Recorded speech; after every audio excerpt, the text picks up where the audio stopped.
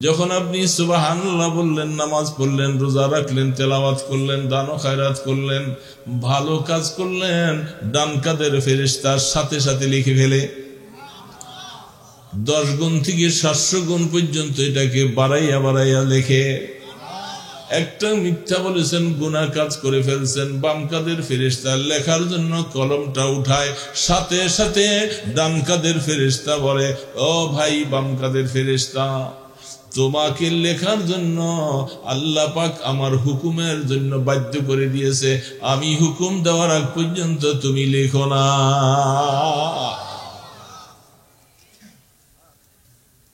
কলম উঠে রাখছে। কি করব?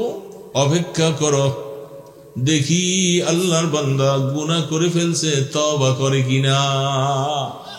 যদি সে তওবা করে, আল্লাহ পাকের ঘোষণা তার গুনাহ মাফ করে দিবে।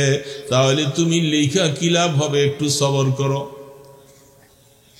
কতক্ষণ পরে আবার লিখবো কিনা, বলে আরেকটু অপেক্ষা করো, দেখি আল্লাহর বান্দা তওবা করে কিনা। আবার 3 বারের সময় আবার জিজ্ঞাসা করে, লিখব। 3 বার পর্যন্ত অনুমতি চায়। যখন দেখছে 3 বার পর্যন্ত সময় দেওয়ার পরে আল্লাহর বান্দা তওবা করলো না, তখন তিনি একটা গুনার জন্য একটা গুনাহ লেখে। আর নেকের ফেরেশতা একটার পরিবর্তে কয়টা? 10টার থেকে 700 গুণ। তাহলে বাম কাদের ফেরেশতা লিখতে যাওয়ার পরেও 3 বার অনুমতির পরে লিখে। আল্লাহ কত মেহেরবান না। এই জন্য ফেরেশতাদের কলম শুরু হলো, লেখা শুরু হলো। মাদ্দা বাসারহি, হাদিসের মধ্যে আসছে এরকম এক একজনের প্রায় 199টা দপ্তর হয়ে যাবে। এগুলি কিয়ামতের ময়দানে মিজানের পাল্লায় ওজন হবে। দোস্ত হবে।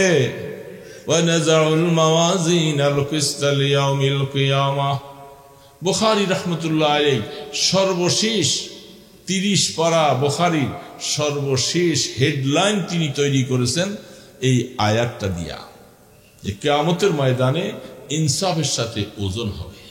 ইনসাফের সাথে কি হবে বাবা? ওজন হবে। তো সেদিন এই দপ্তরগুলি, লম্বা লম্বা দপ্তরগুলি সেদিন ওজনের আওতায় চলে আসবে। তো ফেরেশতারাও লেখে আর আমরাও লিখি, আমাদেরও কি আছে? কলম। এই জন্য কলম বলে, আমি বহুত বড় ভাগ্যবান একটা জিনিস, যে আমাকে ধরবা, আমি তাকে উচ্চাঙ্গ মাকামের মধ্যে, বড় শ্রেষ্ঠ মাকামের মধ্যে আমি তাকে পৌঁছে দিব। কলম গোয়া দেখে মনসা হে জাহানাম, কলম কসরা বদৌলত মিরসানা। আমাকে যদি কেউ ধরে, দেখেন না লেখাপড়া, মানুষ শিক্ষিত হওয়া, তারপরে চাকরিজীবী হওয়া, ভালো কিছু কাজ করতে তার লেখাপড়া জানা লাগবে না? লেখাপড়া ছাড়া সে দুনিয়ার কোনো লাইনে উপকৃত হইতে পারবে না, উন্নতি সাধন করতে পারবে না। কলম ছাড়া কিছুই হবে না। যে কলম বলে, আমি বহুত বড় সৌভাগ্যের জিনিস, আমাকে মজবুত ভাবে ধরলে আমি তোমাকে সৌভাগ্যের স্থানে পৌঁছে দেব।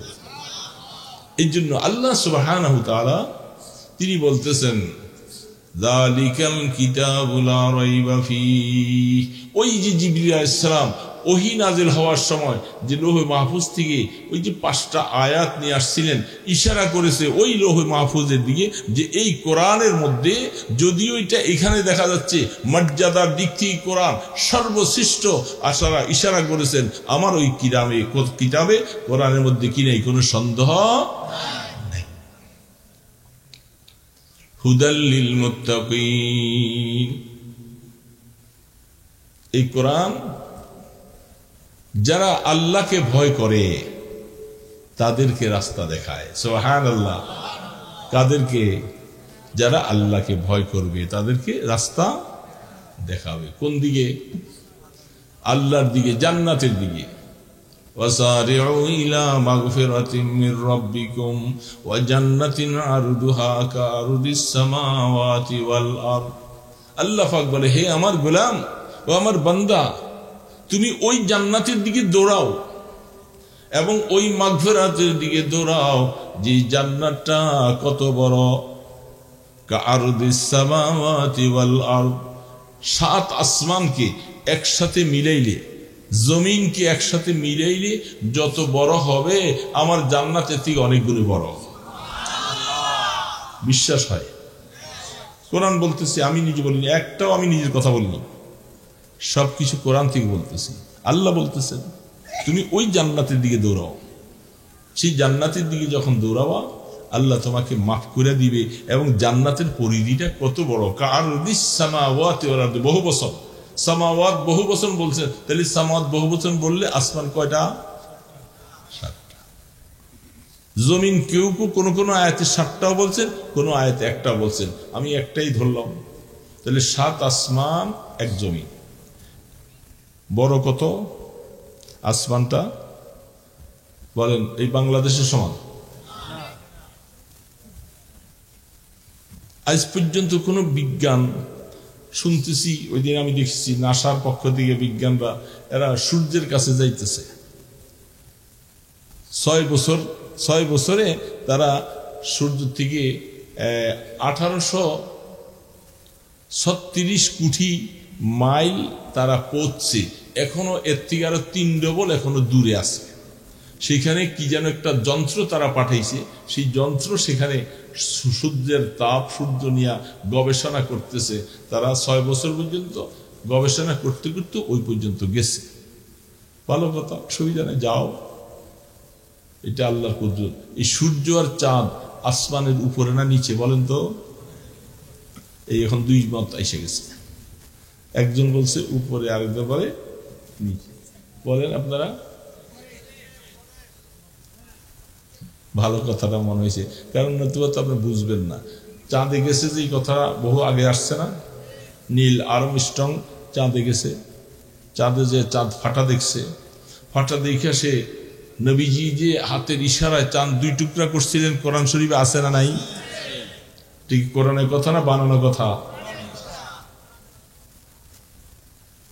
আনশাক্কাতিল কামার, কোরআনে বলতেছে আমার রসুলের হাতের ইশারায় চাঁদটা 2 টুকরা হয়েছে। সেখানে যাইয়া চাঁদ 2 টুকরা দিকে অবাক হয়ে গেছে। আরে জমিনের মধ্যে নবুয়তের দাবি করেছিলেন মুহাম্মদ রাসূলুল্লাহ, এবং তার উপরে যে কোরআন নাজিল হয়েছিল, কোরআনের মধ্যেই কথা তো বলছিল যে তার হাতের ইশারায় চাঁদকে 2 টুকরা করছে। এখন তো বাস্তবেই দেখলাম চাঁদে আসার পরে চাঁদের মধ্যে যে ফাটনটা লেগে আছে, চাঁদ 2 টুকরা দেখা যায়। বোঝা গেল যে আসলে কোরআন সত্য, নবী সত্য, আল্লাহ সত্য। আমি আর দূরে থাকবো কেন? আমিও সেই সত্যের পক্ষে চলে আসি, আমিও মুসলমান হয়ে যাই। আল্লাহ শুকর। আমার মনে হয় আমার এই বয়সে শতাধিক ছেলেরা আমার হাতে তারা কলেমা পড়েছে। এদেরকে বিভিন্নভাবে আমরা নার্সিং করে করে হেদায়েতের উপরে টিকে থাকার জন্য রাস্তা দেখাইছি, বিভিন্নভাবে রাস্তা দেখাই দিয়েছিলাম। তো কারোর সাথে এখন দেখাও নাই, হয়তো 2, 4 জন, 5 জন, 7 জনের সাথে মাঝে মধ্যে দেখা হয়, বাকি ওলারা দেখাও হয় না। এই জন্য আল্লাহ পাক তাদের ভাগ্য খুলে দিয়েছেন, তকদির খুলে দিয়েছেন, তারা ওইখান থেকে বেরিয়ে আসতে পারছে। এটা অনেক বড় ভাগ্য তাদের জন্য, কি বলেন ঠিক না? আর আল্লাহ পাক আমাদের উপরে এহসান করেছেন, দয়া করেছেন। আমরা আমাদের বাপ দাদা পূর্বপুরুষ তারা কি ছিলেন? মুসলমান ছিলেন। আমরা তাদের কালচারগুলি দেখতে দেখতে আলহামদুলিল্লাহ আমরা এর উপরে প্রতিষ্ঠিত আছি। আলহামদুলিল্লাহ, এটা আল্লাহ পাকের মেহেরবানি, শুকর। ইসলাম, ঈমান আমাদের মধ্যে আল্লাহ দিয়েছেন। আমরা চেষ্টা করব। ওই প্রশ্নের জবাবটা বুঝলেন তো, যে আল্লাহ ইচ্ছা করলে সবাইকেই ঈমানদার বানিয়ে দিতে পারতেন। আল্লাহ পাক বলেন আমি এইভাবে দিব, আমি তোমার সামনে রাস্তা 2টা রেখেছি। হাদিসের মধ্যে স্পষ্ট আছে, ফাকাদ খাত্তার নবী সাল্লাল্লাহু আলাইহি সাল্লাম আল খাত্তাল মুস্তাকিম। আল্লাহ রসুল একটা সোজা দাগ দিয়েছেন মাটির মধ্যে, যেটাকে সিরাতুল মুস্তাকিম বলা হয়। এখান থেকে সোজা, ডানে বামে কোনো বাঁকা নেই। রসুল বলতেছিলেন আমি এই রাস্তার মাথায় গোড়ার থেকে নিয়ে আমি তোমাদেরকে রাস্তা দেখাই দিলাম, ওই মাথার মধ্যে আল্লাহ পাক বসা। তার মানে তুমি মুহাম্মদ রাসূলুল্লাহ সাল্লাল্লাহু আলাইহি সাল্লামের তরিকা অনুযায়ী রাস্তায় ইন করবা, ঢুকবা, আর গন্তব্যস্থানে তুমি আল্লাহ পর্যন্ত পৌঁছে যাবা। এটার নাম সিরাতুল মুস্তাকিম। আর ডানে বামে কতগুলি দাগ দিয়েছেন রাসূল, বলছেন এগুলি বক্র রাস্তা, এগুলি শয়তানের রাস্তা, পরিষ্কার। এই জন্য আল্লাহ সুবহানাহু ওয়া তাআলা ঈমানের ব্যাপারে বলছেন, আল ঈমানু ইয়ানহাদিমু মা কানা ক্বাবলাকুম। 70 বৎসর 80 বৎসর মূর্তি পূজা করেছে, দেবদেবীর পূজা করেছে, চন্দ্র সূর্য পূজা করেছে। আল্লাহ পাকের তরফ থেকে তার উপরে হেদায়েতের রহমত হয়েছে। ওই সময় যে আসে কালেমা গ্রহণ করেছেন, আল্লাহ পাক বলে তোমার 70 বৎসরের সবগুলি গুনাহ মাফ করে দিলাম। হযরত দাহিয়া কলবী রাদিয়াল্লাহু তাআলা আনহু, যিনি খুব প্রিয় সাহাবী ছিলেন রাসূলের, আল্লাহর হাবিব, তিনি বলেন আমার কাছে জিবরিল আলাইহিস সালাতু ওয়াস সালাম আসছেন প্রায় 24,000 বার। বললো না সুবহানাল্লাহ? বললো না? আমি বলবো, আপনারা সুবহানাল্লাহ বলেন। এরপরে বললে এটা গুরুত্ব কম। আলোচনা শোনার পরে দিলের থেকে যদি আপনার মুখ থেকে বের হয়ে যায়, হা এটা তো বড় তাজ্জুব কথা, এখানে সুবহানাল্লাহ পড়া দরকার, সেইখানে সুবহানাল্লাহর গুরুত্ব বেশি। বলছেন না? তা আল্লাহর হাবিবের কাছে জিবরিল ইসলাম কতবার আসছেন? কোন কোন নবীর কাছে একবার আসছেন, কোন নবীর কাছে 10 বার, কোন নবীর কাছে 100 বার, কোন নবীর কাছে 80 বার। এইভাবে হাদিসের মধ্যে পাওয়া যাচ্ছে।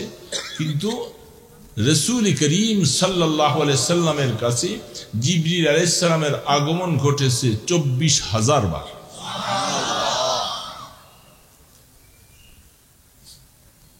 তিনি বললেন, অনেক সময় আমার সাহাবী দাহিয়া কলবীর চেহারা নমুনা নিয়ে জিবরিল আলাইহিস সালাম আমার সামনে এসে বসতেন।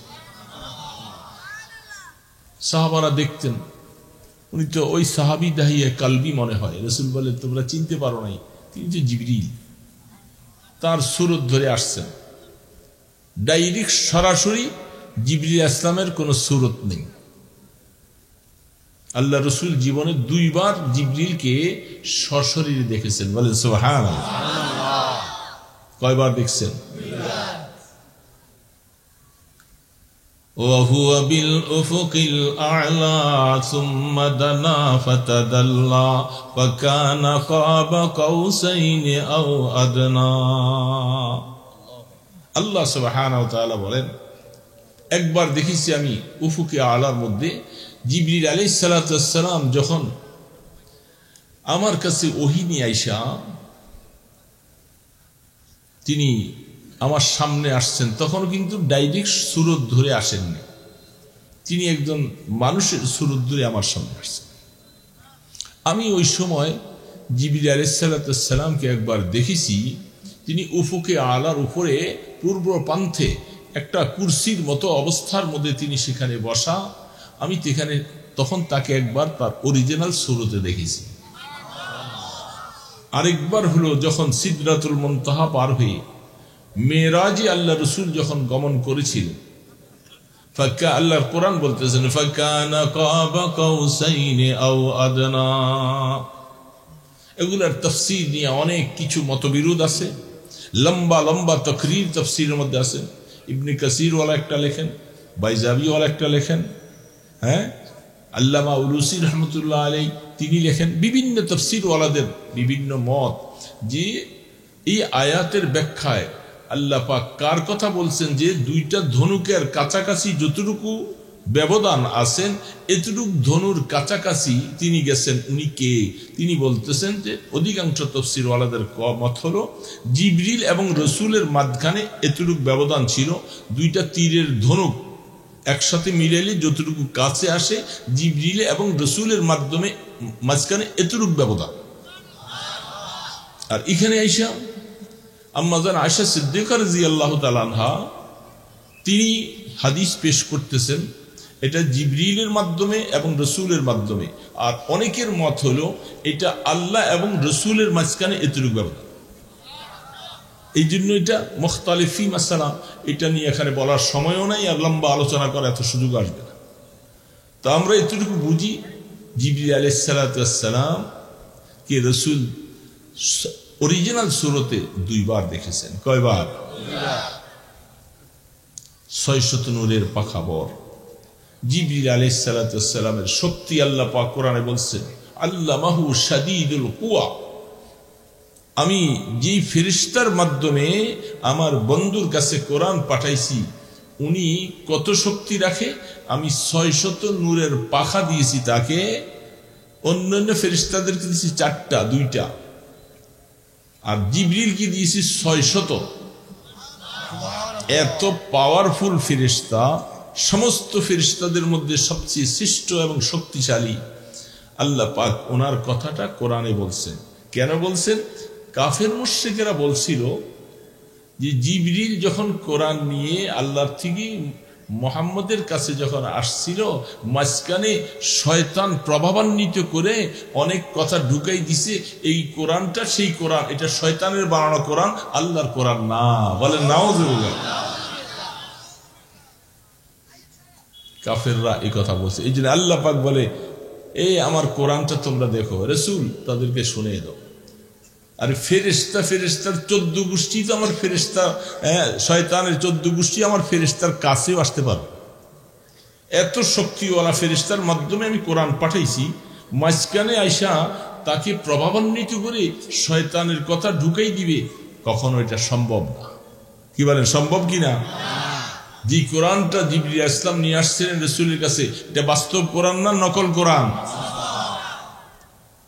আল্লাহ সুবহানাহু ওয়া তাআলা সেই বাস্তব কোরআন জিবরিল আলাইহিস সালামের কাছে পাঠাইছিলেন। সংক্ষেপে বলতেছিলাম, আপনাদের আকর্ষণীয় বক্তা সাইদ সাহেব তিনি আসবেন পরে। আমরা বুড়া মানুষ, বুড়াদের সাথে কিছু বুড়ারাই মিল থাকে, যুবকরা খালি যুবক চায়। হ্যাঁ, এটা স্বাভাবিক। আল জিন্স ইয়ামিলু ইলাল জিন্স, যুবক যুবককে পছন্দ করবে, এটা স্বাভাবিক কথা, এটা অস্বাভাবিক নয়। বুড়াদেরকে বুড়ারা পছন্দ করে, কারণ আমিও বুড়া, উনি আর বুড়া। তো যুবকরা স্বাভাবিকভাবে জুয়ান আলোচনা, জুয়ান কথা। তো বুড়ারাও তো জুয়ান ছিল এক সময়। কি বলেন, ঠিক না? বুড়া কে বানাইছে? জুয়ানরাও বুড়া, যদি আল্লাহ হায়াত দিয়ে রাখে। হায়াত যদি থাকে তাহলে একদিন বুড়া হবে কি না? তো ছোট্ট আয়াত পড়েছিলাম, ব্যাখ্যা বেশি যাওয়া যাবে না, কারণ উনি আসবেন। আলিফ লাম মিম ওয়াল্লাহু আ'লাম বিমুরাদিহ। এই আয়াতের ব্যাখ্যা রাসূল বলছেন, এটার কি হাকিকত আল্লাহ ছাড়া কেউ জানে? কেউ জানে? হরফে মুকাত্তাআত বলা হয় কোরআন শরীফে, বিভিন্ন সূরার প্রথম দিয়ে আছে। এখানে অনেকে অনেক কিছু ব্যাখ্যা করেন, কিন্তু বাস্তব তাফসীর হলো আল্লাহু আ'লাম বিমুরাদিহি। এই হরফে মুকাত্তাআত যেগুলি সূরার প্রথমে আছে, এটার অর্থ আল্লাহ ছাড়া কেউ জানে না। এখানে অনেক কথা, আবার প্রশ্ন আসে, জবাবও আছে, আবার আপনার পক্ষ থেকে প্রশ্ন করা যাবে, কিন্তু এত প্রশ্ন উত্তর এখন দিলে আলোচনা শেষ হবে। কারণ আল্লাহ পাকই সব জানলে তা কোরআন রাসূলের উপরে কেন পাঠিয়েছে? রাসূল যদি কিছুই না বুঝলেন, আল্লাহ যদি সব জানেন। এই জন্য এখানে অনেক কথা আছে যে আল্লাহ পাক হয়তো তার রাসূল কি তার হাকিকত জানাইছেন, রাসূল এটার হাকিকত কোনোদিন বয়ান করে জান নাই।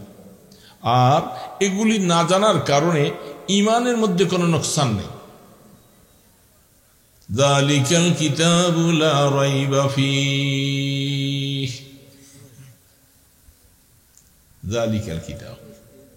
প্রত্যেকটা আয়াতের মধ্যে এক একটা যে শব্দরা বলছে, এগুলো নিয়ে এক একটা 1 ঘন্টা আলোচনা করার বিষয়। যালিকাল কিতাব, ওই কিতাব। ওই কিতাবের মধ্যে কি নেই? কোনো সন্দেহ আছে? কিছু এক জাররা? সবাই বলতেছে না আপনার দিলে বলতেছে? আপনার দিলে বলেন, আপনি শুনে শুনে বলতেছেন। এই কোরআন শরীফের মধ্যে কোনো চুল পরিমাণ সন্দেহ নাই। যালিকাল কিতাব, আরবিতে গ্রামার পাওয়া যায় হাজা আর জালিকা। হাজা হলো ইসমে ইশারা কাছের জন্য, আর জালিকা শব্দটা হলো ইসমে ইশারা দূরের জন্য। তো আমরা দেখতেছি কোরআন শরীফ তো কাছে, আল্লাহ পাক বলছেন এই কোরআন শরীফের মধ্যে কোনো সন্দেহ নাই, এটা বলতে হতো। কিন্তু আল্লাহ কোথায় বলতেছেন ওই কোরআন শরীফের মধ্যে কোনো সন্দেহ নাই? এটা কোন কোরআন? কোন কোরআন? বাল হুয়া কুরআনুম মাজিদুন ফি লাওহিম মাহফুজ। আল্লাহ সুবহানাহু ওয়া তাআলা বলেন এই কোরআনটা হইল, এটা নকশে কোরআন, কোরআনের একটা নকশা। নকশা বুঝেন না? আরেকটা হলো লফজে কোরআন, একটা নকশে কোরআন, এটা আরেকটা হলো মানায়ে কোরআন। বুঝতে হবে, আমার কথা বুঝতে অসুবিধা হয়? লফজ মানি হলো উচ্চারণ করা, এই যে তালাফুজ, যালিকাল কিতাব পড়লাম, উচ্চারণ করলাম, এটাকে লফজে কোরআন বলা হয়। আরেকটা নকশে কোরআন, নকশা। নকশা এই যে কোরআন শরীফ যে পৃষ্ঠার মধ্যে লেখছে এগুলাকে নকশা, আয়াতের কি এগুলি। আর এই দুইটার সমষ্টিগত মিলে সেটার নাম হলো মানায়ে কোরআন। মানা মানি অর্থ। মানা অর্থ কি? মানা অর্থ, মানা মানি অর্থ। কোরআন শরীফের এটার ভিতরে কি আছে? একটা অর্থ লুকায়িত আছে, আছে না নাই? আল্লাহ পাক বলেন আসল কোরআনটা লৌহে মাহফুজে আছে। কোথায় আছে? লৌহে মাহফুজ। বুঝছেন তো? নাম শোনেন নাই? আল্লাহর কোরআন বলতেছে ফি লাওহিম মাহফুজ, সপ্ত আসমানের উপরে আল্লাহ পাকের আরশে, সেখানে একটা লৌহ, একটা তখতা। লৌহ মানে একটা তখতা, আরবিতে তাকে তখতা বলা হয়। এই শীটার মধ্যে 30 পারা কোরআন কুদরতি ভাবে সেখানে খচিত আছে। একটা লৌহ আছে আর একটা কলম আছে। কি আছে? আবার কি কলম আসলো করতে গিয়ে? আল্লাহ পাক বলেন আউয়ালু মা খালাকাল্লাহু কলম, সর্বপ্রথম আল্লাহ সুবহানাহু ওয়া তাআলা বলেন বানাইছি। সুবহানাল্লাহ। আসমান বানাই নাই, জমিন বানাই নাই, মানুষ বানাই নাই, ফেরেশতা বানাই নাই, জিন জাতি বানাই নাই, জান্নাত জাহান্নাম কিছু বানাই নাই। সর্বপ্রথম আমি আল্লাহ বানাইছি কলম। সুবহানাল্লাহ। কলম, সূরা কলম একটা সূরার নামই আছে কোরআন শরীফে। কি বলে? আছে না নাই? সূরাতুল কলম। নুন ওয়াল কলমি ওয়া মা ইয়াসতুরুন, আছে না নাই? আল্লাহ পাক বলেন আমি ওই কলমের কসম খাইতেছি, যে কলম যা এবং কলমে যা লিখছে আমি ওইটার কসম খাইয়া বলতেছি। কলমের কসম আল্লাহ সর্বপ্রথম বানাইছেন। আল্লাহ কলম বানাইয়া আল্লাহ পাক বলতেছেন উক্তুবিয়া কলম, কলম তুমি লেখো। কলম বলেন মা আক্তুব, আমি কি লিখবো আল্লাহ? কলমের জবান খুলছে, কলম কথা বলে আল্লাহর সাথে, আমি কি লিখবো? আল্লাহ পাক বলেন কিয়ামত পর্যন্ত যা হওয়ার, কে দুনিয়া আসবে, কে কদিন বাঁচবে, কে কি খাবে, কে পুরুষ হবে, কে মহিলা হবে, কে এমপি হবে, কে প্রধানমন্ত্রী হবে, আর কে হুজুর হবে, কে মুফতি হবে, এক কথায় কে ব্যবসায়ী, কে কোথায়, কে আমেরিকা থাকবে, কে বাংলা থাকবে, পৃথিবীর যা কিছু আছে সব কিছু তুমি লেখো। সুবহানাল্লাহ। কলম লিখতেছে, লিখনেওয়ালা নাই, কলম নিজে নিজে। আল্লাহু আকবার। আল্লাহ পাকের কুদরত কি বুঝবো বাবা? আল্লাহ পাক कलम गुयद के मंशा है जहानम, कलम कसरा बदौलत मेरे सानम। কলম বলে, কলম 3 ধরনের কলম। একটা কলম ওই যে লৌহে মাহফুজের কলম। 2 নম্বর কলম হলো ফেরেশতাদের কলম। ফেরেশতারা লেখে কি লেখে না? কিরামান কাতিবিন ইয়ালামুনা মা তাফআলুন, লেখে কি লেখে না? আল্লাহ পাক বলেন সম্মানিত 2 জন ফেরেশতা আমাদের প্রত্যেকের সিনার মধ্যে আছে, আছে না নাই? আবার ওই গাদার মতো উত্তর দিবেন না, আবার ওই একদম গাদা আছে বলে ফেরেশতা কাঁধে থাকলে আমরা যখন লাঠি বহন করি, ভার বহন করি, তখন ফেরেশতা ওই সময় কই যায়? গাদা গাদা বুঝে না। আরে ফেরেশতা আল্লাহ সুবহানাহু ওয়া তাআলা তিনি কোরআনে বলছেন তারা কাদের মধ্যে থাকে, তারা তোমার সবকিছু লিখে। লিখে কি লেখে না? সন্দেহ আছে? কবে থেকে লেখাটা শুরু হয়? প্রশ্ন। লেখাটা শুরু লিখেন তো ওনারা, বুঝলাম কোরআন বলছেন। কোরআন অন্য আয়াতে বলতেছেন মা ইয়ালফাযু মিন কাওলিন ইল্লা লাদাইহি রাকীবুন আতীদ। আল্লাহ সুবহানাহু ওয়া তাআলা বলেন তুমি যা যা বলছো, যা করতেছো, সব কিছু আমার ফেরেশতারা লিখে। এই যে আমি এতগুলি কথা বলতেছি, একটা কিন্তু বাদ পড়তেছেন। আপনারা তো সাথে সাথে জি হ্যাঁ উত্তর বলতেছেন, এগুলি সব কবে থেকে লেখাটা শুরু হয়, কোন দিন থেকে? কি বলেন, জানতে ইচ্ছা হয়? এবং এই লেখাটা সম্পর্কে হাদিস আছে, কিরামান কাতিবিন লিখেন এবং আল্লাহ পাকের তরফ থেকে যখন কোনো পুরুষ মহিলা তারা যখন বালেগ হয়,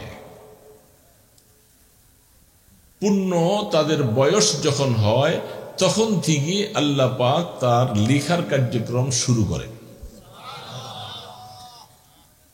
বালেগ হওয়ার পর, কারণ নাবালক অবস্থায় আল্লাহ পাক তার কোনো কিছুই লেখেন না, তাকে আল্লাহ পাক ছেড়ে দিয়ে রাখছে। সে এখনো হিসাবের আওতায় আসেন না, হিসাবের আওতায়। দুই ধরনের মানুষের উপরে সমাজের মানুষের একটা মায়া আছে। এক ধরনের মানুষ হলো বাচ্চা, ছোট থেকে নিয়ে 7-8-10 বছর বাচ্চা যারা আছে, এদেরকে দেখলে মানুষ মায়া করে। কি বলে, ঠিক না? আরেক ধরনের মানুষ হলো যখন বুড়া হয়ে যায়, চলতে পারে না, রাস্তায় যেতেছে ঠুকঠুক করে যায়, একজন মানুষ দেখলে তার হয়তো ব্যাগটা উঠাই দিতে চায়, দাদা আমি লাঠিটা উঠাইয়ে দেই, মায়া লাগে। কি বলেন, ঠিক না? ঠিক বলে। দুই ধরনের মানুষের উপরে মায়া। তো যখন শরীয়তের মাসালা হলো হিসাব শুরু হবে, শরীয়তের ধরপাকড়াও শুরু হবে যখন 15 বছর বয়স হয়। কয় বছর বলেন না? কয় বছর? 15 বছরের আগে গুনাহ করলেও মাপ, কোনো গুনাহ লেখা নেই। 15 বছরের আগে যা সওয়াব করবে এটা মা বাবার আমলনামায় যোগ হয়ে যাবে। সুবহানাল্লাহ। মা বাবার আমল দেখেন, আল্লাহ পাকের কত ইহসান, কত দয়া। মা বাবা এই জন্য সন্তান তুমি কষ্ট করে পালছো, মা তুমি পেটে ধারণ করছো, তোমার এই সন্তান যা তার নিজের আমলনামা শুরু হওয়ার আগ পর্যন্ত সে কত সময় 10 বছরের বয়সে বাচ্চা হাফেজ হয়ে যায়, 7 বছরের বয়সে হাফেজ হয়ে যায়, হয় কি হয় না? এরকম বাচ্চা আছে 6 মাসে হাফেজ, 4 মাসে হাফেজ কোরআন। সুবহানাল্লাহ। আমি একটা ছেলে দেখেছিলাম সিরাজগঞ্জে, সেই ছেলেটা 28 দিনে 30 পারা হাফেজ। হাজি মুসলমান সুবহানাল্লাহ, এত ছোট করে বললাম। সুবহানাল্লাহ, ছোট তো আকাশ বাতাস মুখরিত হওয়া দেওয়ার কথা, 28 দিনে 30 পারা কোরআন হাফেজ।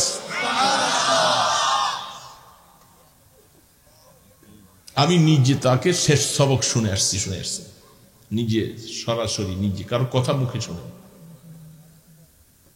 এটা কি কথা, আশ্চর্য কথা। আল্লাহ পাক কি ক্ষমতা আল্লাহ পাক রাখেন, আল্লাহ কি মিটার বসাই দিয়েছেন এখানে। কেমনে পড়লো? উস্তাদেরা বলে আমরা হয়রান, আমরা চিন্তা করতেছিলাম কি মানুষটা কোনো জিন।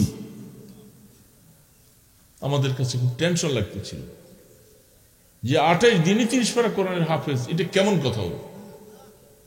আমি সিরাজগঞ্জে মাহফিলে গেছিলাম, সেখান থেকে রাত্রে সেখানে ছিলাম, সকালবেলা ওই মাদ্রাসায় এই ছাত্রদের শেষ সবকটা শোনার জন্য নিয়ে গেলেন। শেষ সবকটা শুনলাম, অবাক হয়ে গেলাম। হুজুররা বলতেছে, হুজুর এই যে ছেলেটা হুজুর 28 দিনে 30 পারা কোরআন হাফেজ। আমি শুধু চাইয়ে থাকলাম একটা নজর দিয়ে ওর দিকে, আমার আকল হয়রান হয়ে যাচ্ছে যে আল্লাহ তুমি কত বড় ক্ষমতা তুমি রাখো। হায়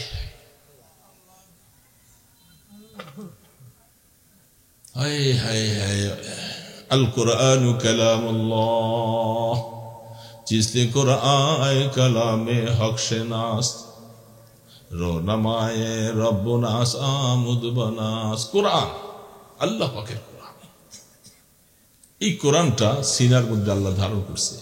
এই যে 30 পারা কোরআন এত অল্প দিনে পড়েছে। আরেকটা জীবনে ঘটনা আইসি, হযরত হুসাইন আহমদ মাদানী রহমতুল্লাহ আলাইহি আওলাদুর রাসূল, তিনি 29 দিনে 29 পারা কোরআন শরীফের হিফজ করেছেন।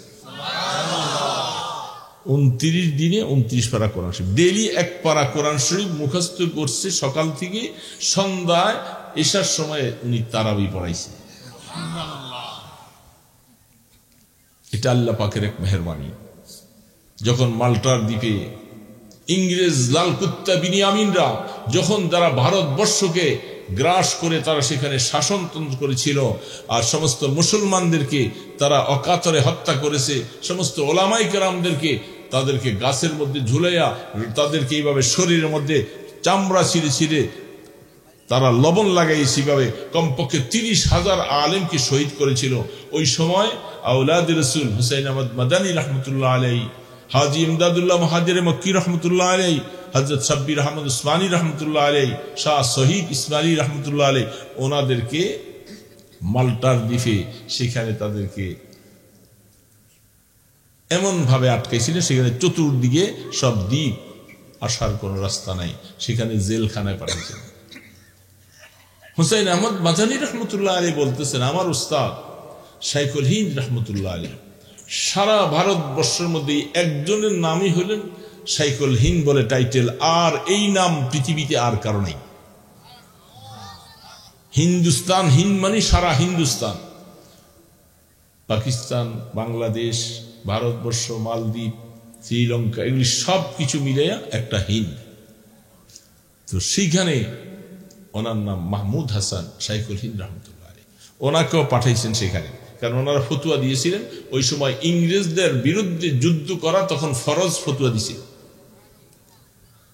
কত মাদ্রাসা ভেঙে দিয়েছে, কত আলেমকে শহীদ করেছে, কত কোরআন শরীফের পাণ্ডুলিপিগুলোকে জ্বালাইয়া শেষ করে দিয়েছে। এই জন্য তাদের বিরুদ্ধে ফতুয়া দিয়েছিলেন। সেই ফতুয়ার কারণে ওনাদের নামে হুলিয়া হয়েছে, ফাঁসির অর্ডার হয়েছে। এই জন্য তাদেরকে জেলখানা পাঠাইছে। কোথায়? সেটা মালদ্বীপ। সেখানে মাল্টার দ্বীপ, চতুর্দিকে পানি, যাওয়ার কোন অবস্থা নাই। হুসাইন আহমদ মাদানী রহমতুল্লাহ বলতেছেন, আমার উস্তাদ চলে যাবে সেখানে, আমাকে নিতে হবে। বলে না, তোমার নামে তো হুলিয়া হয় নাই, আমি যাব, আমাকে নিবা, নতুবা আমি সমুদ্রে ঝাঁপ দিয়ে পড়ব। ওস্তাদ আর সাগরিদের সম্পর্ক দেখছেন কেমন? ওস্তাদ আর কেমন সাগরিদ? পৃথিবীতে এমন ওস্তাদ সাগরিদ খুব কম পাওয়া যায়। সবাই যখন দেখলো যে আরে এত আশ্চর্য ছাত্র তৈরি হয়েছে, আমি ঝাঁপ দিয়া হইল, আমি জাহাজে উঠবো। তারা বলছে ঠিক আছে যাও, পাঠাইতেছে। ওস্তাদের জন্য পাঠাইছে। সেখানে তিনি যাওয়ার পরে তার ওস্তাদ শাইখুল হিন্দ রহমতুল্লাহ আলাইহি, তারপর দিন থেকে রোজা শুরু হবে। বসে বসে কাঁদতেছে, জীবনে সব সময় খতম তারাবি পড়েছিলাম। হাফেজরা, তিনি হাফেজ ছিলেন না, হাফেজরা তারাবি মধ্যে কোরআন পড়েছে আর খতম করেছি। এই বছর তো আর আমার হোসাইন, সেও হাফেজ না, আমিও হাফেজ না। হুসাইন আহমদ মাদানী রহমতুল্লাহ আলাইহি, যাকে আওলাদে রাসূল বলা হয়, তিনি তার ওস্তাদের চোখের পানি দেখা বলতেছেন, হুজুর আপনি কাঁদেন কেন? এই জন্য যেটা আমার মনে চায়, মনে হয় আপনি দোয়া করলে আল্লাহ সেই সুযোগ আমাকে করে দিবেন। কি? আমি আল্লাহর নামের উপরে বিসমিল্লাহ করে আমি কোরআন শরীফের প্রথম থেকে মুখস্থ করা শুরু করব। আমার বিশ্বাস সন্ধ্যা পর্যন্ত একটা পারা কোরআন শরীফ আমি মুখস্থ করব, আর এটা তারাবির মধ্যে আমি পড়ব, আপনি শুনবেন। হুজুর এমন দোয়া করলেন আল্লাহর শুকর, দোয়া আসমানে কবুল হয়ে গেছে। সকাল থেকে উনি পড়তেছিলেন, সারাদিনে এক পারা কোরআন শরীফ হাফেজ। তখন তিনি তারাবি পড়ার ওস্তাদ শুনে। ঘটনাক্রমে প্রত্যেক দিন এক পারা পড়ে, এক পারা শোনা। চাঁদ 29 পরের দিন ঈদ। 29 চাঁদ হলে পরের দিন কি? তো উনি তো ধারণা ছিল 30 হবে রোজা, আমি 30 পারাটা ওই দিন পড়ে শোনাবো। আল্লাহর কি হিকমত, পরের দিন ঈদের ঘোষণা আসলো আর তারাবি নাই। ঈদের দিন কি রোজা রাখা জায়েজ আছে? হারাম। তিনি বলেন যে আমি এই পারা এখন মুখস্থ করার জন্য কত চেষ্টা করতেছি, এখন আর আমার মুখস্থ হয় না। কি আশ্চর্য কথা! ওইটা আল্লাহ পাক আমাকে যে কিভাবে আমার উস্তাদের দোয়ার উসিলায়, কিন্তু এখন 30 পারাটা আমি মুখস্থ করতেছি, কত চেষ্টা করতেছি, এখন আমার মুখস্থ হয় না। এটা আল্লাহ পাকের কুদরত। আল্লাহ যখন চান তখন এইভাবে সিনার মধ্যে এটা বসাই দেয়। এই জন্য উনি 29 দিনে 29 পারা হাফেজ। তো আল্লাহ রাব্বুল আলামিন বলেন, দেখেন এই কোরআন শরীফটা লৌহে মাহফুজের মধ্যে আছে। তো বলতেছিলাম একটা নকশে কোরআন, একটা হলো লফজে কোরআন, আর একটাকে মানায় কোরআন। তিনটার সমষ্টিগত নাম হলো কোরআন। কোরআনকে কোরআন কেন বলে বুঝেন? কোরআন শব্দের অর্থ হলো পঠিত। এটাকে বারবার পড়া হয়, বারবার পড়া হয়। পড়া হয় কি হয় না? আপনারা পড়েন তো? যারা যারা কোরআন শরীফ তেলাওয়াত জানেন আছেন তো এখানে বাবাজিরা? ওই যে দেখেন সেখানে হয়তো মানে উনি আসতেছে, কি একটা অবস্থা, ছেলে পেলেরা আলোচনা শুনে না, আলোচনা শুনে অনেক সময় কেবল হইচি হইচি করতেছে। তো আমরা এখানে কোরআন শরীফ জানি তো, অনেকে কি বলেন জানি না। কোরআন শরীফ সবসময় পড়া হয়, এই জন্য এটাকে কোরআন বলা হয়। তো আল্লাহ রাব্বুল আলামিন বলেন এই কোরআন, এটা উচ্চারণ তালাফুজ হচ্ছে, এই যে বিসমিল্লাহ আউযুবিল্লাহ এই যে উচ্চারণ করতেছি, এটা আমরা শোরগোল করব না। দ্বীনি আলোচনার মজলিসের আশপাশে শোরগোল করলে আল্লাহ নারাজ হয়। কি বলেন? আল্লাহ কোরআনের আলোচনা, হাদিসের আলোচনা, রাসূলের আলোচনা যেখানে হবে, সেখানে যারা শোরগোল করে এদের ব্যাপারে আল্লাহ পাকের ধমক, অনেক শক্ত ধমক দিছে, অনেক কঠিন ধমক দিছে। তো এই জন্য কথাগুলি শুনি। মেহমান আসবেন সময় মতো ইনশাআল্লাহ, চলে আসবেন, উনি আসলেই আমরা ছেড়ে দিই। তো এরা এগুলি কি করে? আচ্ছা, তো যাই হোক, কোরআন শরীফ কয়টার সমষ্টিগত কোরআন বাবা বলেন? কয়টা? কারণ মন এদিক সেদিক ছুটে যায়, যেতেই পারে, যাক। একটা হলো নকশ, এই যে কোরআন শরীফের যে লেখাটা পৃষ্ঠার মধ্যে আছে, এটাকে নকশে কোরআন বলা হয়। কি কোরআন বলে বাবা বলেন? নকশে কোরআনের নকশা, নকশি খাতা বলে না স্কুল আমাদের দেশে। আরেকটা হলো লফজে কোরআন, মানে এই যে আমি পড়ছি আউযুবিল্লাহি মিনাশ শাইতানির রাজিম, এই যে উচ্চারণ করলাম, এটার নাম হলো লফজে কোরআন। এই দুইটার সমষ্টিগত, এটার ভিতরে কি আছে? মানা আছে, অর্থ আছে না নাই? বিসমিল্লাহর ভিতরে অর্থ আছে না? আলহামদুলিল্লাহ ভিতরে অর্থ আছে না? এই ভিতরে অর্থটা কি দেখা যায়? এটাই একটা কথা, অর্থ দেখা। আল্লামা জালালউদ্দিন রুমি রহমতুল্লাহ আলাইহি বলে, চিস্তে কোরআন কালামে হক শেনাস। আমার বন্ধু, দুনিয়ার মুসলমান ভাই বন্ধুরা, কোরআন কি জিনিস তোমরা বুঝো? কোরআন হলো আমার আল্লাহকে দেখার একটা আয়না। সুবহানাল্লাহ। আয়নার মধ্যে যেমন দেখা যায়, আপনাকে দেখা যায়, যার সামনে আয়নায় সেই তার চেহারাটা দেখা যায়, ঠিক আল্লাহ পাকের কোরআনের মধ্যে, এই লফজের মধ্যে, নকশার ভিতরে আমার আল্লাহ লুকাইতে আছে। চিস্তে কোরআন কালামে হক শেনাস, রোনামায়ে রব্বুনাস আমুদ বানাস। এটার ভিতরে আমার রবকে দেখা যায়, আমার আল্লাহকে দেখা যায়। আছে না নাই বলেন? আলহামদুলিল্লাহি রাব্বিল আলামিন। আমার আল্লাহ পাক এটার ভিতরে আছেন। এই জন্য অনেক অনেক মানুষ, গরিব মানুষ, বুড়া মানুষ কোরআন শরীফ শিখতে পারে নাই। ছোটবেলায় মা বাবা অভাবী ছিল, কাজকর্ম করে খাইছে, কোরআন শিখে নাই। একটু বুড়া হয়ে গেছে, এখন কোরআনের হাকিকত বুঝা, আল্লাহ পাকের কোরআনটা একটু পড়তেও জানলাম না, বুঝা তো দূরের কথা। এই জন্য কোরআন শরীফ নিয়া এই সকালবেলা ফজর পড়ে কোরআন শরীফ একদিন সামনে নিয়া এই হাত দিয়া পৃষ্ঠাগুলার মধ্যে কাল ঘুরায় আর বলে ইয়ে মেরা মাওলা কা কালাম হ্যায়, এটা আমার আল্লাহর কালাম, আমার আল্লাহর কালাম। এই কথা হাত ঘুরায়, চুমা দেয়, চোখে লাগায়, বুকে লাগায়। আল্লাহ পাকের কাছে তার কাজটা খুব পছন্দ হয়ে গেছে।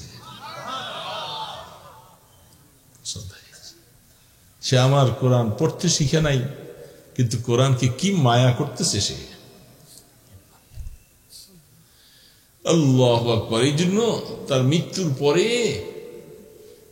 মৃত্যুর আগে আল্লাহ পাক তাকে আল্লাহর ওলির খাতায় নাম লিখে দিয়েছে। আমার কোরআনকে এত ভালোবাসছে। এই জন্য কোরআন হলো আল্লাহকে দেখার একটা আয়না।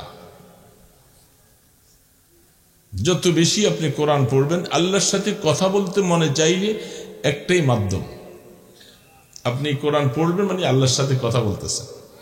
এই কথাগুলি আমার আল্লাহ পাকের না, আল্লাহ পাকের। এই কোরআন কি আল্লাহ পাকের কথা। ইমাম আহমদ ইবনে হাম্বল রাহমাতুল্লাহ আলাইহির সময়, ওই সময় বাতিল ফেরকাওয়ালারা ছিল, সেই সময় তাদের ওই রাষ্ট্রীয় ক্ষমতায় এই বাতিল লোকগুলি ছিল যারা কোরআনকে আল্লাহর সৃষ্টি কথা বলতেছিল। সেই কারণে ইমাম আহমদ ইবনে হাম্বলকে জেলখানায় তাকে অত্যন্ত নির্যাতন করেছিল, জেলখানায় তাকে পিটাইয়া রক্তাক্ত করে ফেলেছিল। সেই সময় তিনি ফতোয়া দিয়েছিল আল কোরআন কালামুল্লাহ গায়রু মাখলুকিন ওয়া হুয়া গায়রু হাদিসিন। তিনি ফতোয়া দিয়েছিলেন কোরআন আল্লাহ পাকের কালাম, এটা কোনোদিন লয় আর ক্ষয় হবে না। কোরআনের লয় ক্ষয় হবে? এটা আমাদের দেশে যেগুলি আমরা কাগজে লিখে পাচ্ছি, এটা তো নকশে কোরআন, হাকিকি কোরআনের কোনো লয় ক্ষয় নাই। এটা বাল হুয়া কুরআনুম মাজিদ ফি লাওহিম মাহফুজ। আল্লাহ পাক এই কোরআনকে সেখানে সংরক্ষিত করে রাখছেন, এটা কোনোদিন লয় ক্ষয় হবে না। এমন এক সময় আসবে, এমন এক জমানা আসবে, তখন মানুষ ইসলাম ছেড়ে দিবে, দিন ছেড়ে দিবে, আল্লাহ ছেড়ে দিবে। তখন আস্তে আস্তে করে কোরআনকে আল্লাহ পাক নকশ সহ কোরআন আল্লাহ উঠাই নিয়ে যাবে। পৃষ্ঠাগুলি খুলবেন, নাই। হাফিজ সাহেবের সিনার মধ্যে নাই, কোরআন নেই। তখন আল্লাহ নারাজ হয়ে এই জাতির উপরে আল্লাহ পাক নারাজ হবে, কোরআন উঠাই নিয়ে যাবে। এই জন্য বলা হচ্ছে আল কোরআন কালামুল্লাহ। কোরআন আল্লাহ পাকের কালাম, আল্লাহর কথা। কালাম মানে কথা। কোরআনের কোনোদিন লয় ক্ষয় হবে না। এই জন্য দোস্ত, আল্লাহ সুবহানাহু ওয়া তাআলা এই কোরআনকে তিন ভাগে রাখছেন। আল্লাহ পাকের কোরআনের অর্থ আর লব্জ আর নকশা। এই জন্য এই তিনটার সমষ্টিগত নাম হলো কোরআন। আল্লাহ সুবহানাহু ওয়া তাআলা বলতেছেন যালিকাল কিতাবু লা রাইবা ফীহি। ওই কথার থেকে আমি এখানে আসছি। কি লিখছেন বলছেন আল্লাহ? যালিকাল কিতাব, আমার ওই কিতাবের মধ্যে কোনো সন্দেহ নাই। ওই কিতাব যেটা আরবি ভাষায় ইশারা করার জন্য বলা হয়, একটা জালিকা, একটা হাজা, এই শব্দটা তো কোরআন শরীফ। তো এইখানে আল্লাহ বলতেছেন ওই কিতাবের মধ্যে কোনো সন্দেহ নাই। তার মানিটা কি? তার মানি হলো ওই যে লৌহে মাহফুজের মধ্যে যে কোরআনটা আছে, এটার মধ্যে কি নাই? কোনো সন্দেহ। তাফসীর ওয়ালারা আরো বলেন, যেদিন গারে হিরার মধ্যে আল্লাহর পয়গম্বরকে জিবরিল আলাইহিস সালাম আয়েশা বলতেছিলেন, ইকরা, বন্ধু আপনি পড়ুন। বুখারী শরীফে হাদিস আসছেন, আপনি পড়েন। রাসূল বলছেন মা আনা বিকারিন, আমি পড়তে জানি না। জিবরিল আসলাম ভালো করে বুকে ধরে চাপ দিছে, দিয়ে আবার বলে যে পড়ুন। রাসূল বলেন মা আনা বিকারিন, আমি পড়তে পারি না। তিনবার চাপা দিয়া যখন বলছে, তিনি এবারও পড়তে পারে না। চতুর্থবারের সময় চাপ ছেড়ে দিয়া জিবরিল বলতেছে, ইকরা বিসমি রাব্বিকাল্লাযী খালাক খালাকাল ইনসানা মিন আলাক ইকরা ওয়া রাব্বুকাল আকরাম আল্লাযী আল্লামা বিল কলম। সুবহানাল্লাহি ওয়া বিহামদিহি। ওই যে দেখেন কলম আসছে, 5টা আয়াত নাযিল হয়েছে। এবার আল্লাহ পাক বলতেছে, বন্ধু ওগো আল্লাহর নবী, এই প্রথম নবুয়তের প্রকাশ হয়, এর আগ পর্যন্ত নবুয়তের কোনো প্রকাশ নেই। জিবরিল আলাইহিস সালাম চাপ দিছিলেন, এমন জোরে চাপ দিছে, সুবহানাল্লাহ। হাদিস খুলে দেখবেন, বাবু কাইফা কানা বুদুল ওহী, বুখারী শরীফের প্রথম হেডলাইনটা, সেখানে বুখারী আলী রাহমা লিখেছিলেন ওহী কেমনে আসছিলেন, সর্বপ্রথম ওহী কিভাবে আসছিলেন। সেইখানে এত জোরে চাপ দিছে, রাসূলের সিনা মোবারকগুলি, হাড্ডিগুলি চুরচুর হয়ে গেছে, তিনি এত জোরে চাপ দিছে। 3বার চাপের পরে এবার এতক্ষণ পড়ছে, শুধু বলছে আপনি পড়েন পড়েন পড়েন। রাসূল বলে আমি পড়তে পারি না। চতুর্থবারে যখন বলছেন ইকরা বিসমি রাব্বিকাল্লাযী খালাক, সুবহানাল্লাহি ওয়া বিহামদিহি, আপনি ওই প্রভুর নামে পড়ুন যে প্রভু আপনাকে সৃষ্টি করেছে, সুবহানাল্লাহ। এবার যখন প্রভুর নাম চলে আসছে, এবার এই জন্য যত কিছুর প্রথমে বিসমিল্লাহ লাগবে, আল্লাহর নাম লাগবে। আল্লাহর নাম ছাড়া কোনো জিনিস মকবুল না, কবুল হয় না। সবকিছুর মধ্যে কি থাকা লাগবে? বিসমিল্লাহ। তিনি আল্লাহর নামের উপরে যখন পড়তে বলছেন, আল্লাহ রাসূল পড়া শুরু করেছেন। সেগুলির মধ্যে অনেক লম্বা লম্বা কথা আছে, বুখারী শরীফের হাদিস, এটার দরসের সময় অনেক কথা বলা হয়। আল্লাহ পাক বলেন, আমি আপনাকে আল্লামা বিল কলম, আপনাদেরকে যে আমি শিখাইছি, সেটা কিসের মাধ্যমে? কলমের মাধ্যমে। কিসের মাধ্যমে শিখাইছি? ওই কথাটা বলছিলাম প্রথম, মনে আসেন? তাহলে কলম শুরু হয়, কলম 3 প্রকার। একটা ফেরেশতাদের কলম, একটা মানুষী লিখার কলম, আরেকটা লৌহে মাহফুজের কলম। কয়টা হলো? এই 3 কলম। ওই কলম সে নিজে নিজে লিখছে। কত বড় কলম, কি হালাত, এটা আল্লাহ ছাড়া কেউ জানে না। নুন ওয়াল কলামি ওয়া মা ইয়াসতুরুন, কলম লিখছে।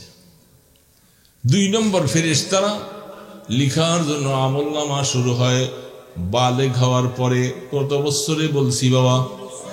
15 বছর যখন হয়ে যায়, তখন থেকে আমলনামা শুরু হয়। এই আমলনামা শুরু হয় এখন লিখার জন্য। এই 2 জন ফেরেশতার মধ্যে একজন আমির, আরেকজন মামুর। সুবহানাল্লাহ। আমিরের ওয়ার্ডার ছাড়া মামুরে কাজ করতে পারে না।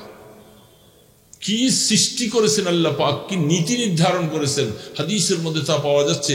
এই কাদের মধ্যে যে ফেরেশতা লেখেন, ডান কাঁধের ফেরেশতা যিনি, উনি হলেন আমির, আর বাম কাঁধের ফেরেশতা হলো মামুর, মানে আমিরের অর্ডার নিয়ে কাজ করে। সুবহানাল্লাহ। কি দরকার ছিল? ফেরেশতা 2 জন, 2 জনের কাজ করবে, কিন্তু বাম কাঁধের ফেরেশতাকে মামুর বানাই দিছে, ডান কাঁধের ফেরেশতার ইজাজত ছাড়া লেখা। বুঝতেছেন তো কথা বাবা? ডান কাঁধের ফেরেশতার অনুমতি ছাড়া লেখা। কি মেহেরবান আমার আল্লাহ! ডান কাঁধের ফেরেশতাকেও লিখতে দিয়েছেন কলম, বাম কাঁধের ফেরেশতাও লিখে। যখন আপনি সুবহানাল্লাহ বললেন, নামাজ পড়লেন, রোজা রাখলেন, তেলাওয়াত করলেন, দান ও খায়রাত করলেন, ভালো কাজ করলেন, ডান কাঁধের ফেরেশতার সাথে সাথে লিখে ফেলে। 10 গুণ থেকে 700 গুণ পর্যন্ত এটাকে বাড়াইয়া বাড়াইয়া লেখে। একটা মিথ্যা বলেছেন, গুনাহ কাজ করে ফেলছেন, বাম কাঁধের ফেরেশতা লেখার জন্য কলমটা উঠায়, সাথে সাথে ডান কাঁধের ফেরেশতা বলে, ও ভাই বাম কাঁধের ফেরেশতা, তোমাকে লেখার জন্য আল্লাহ পাক আমার হুকুমের জন্য বাধ্য করে দিয়েছে, আমি হুকুম দেওয়ার আগ পর্যন্ত তুমি লেখো না।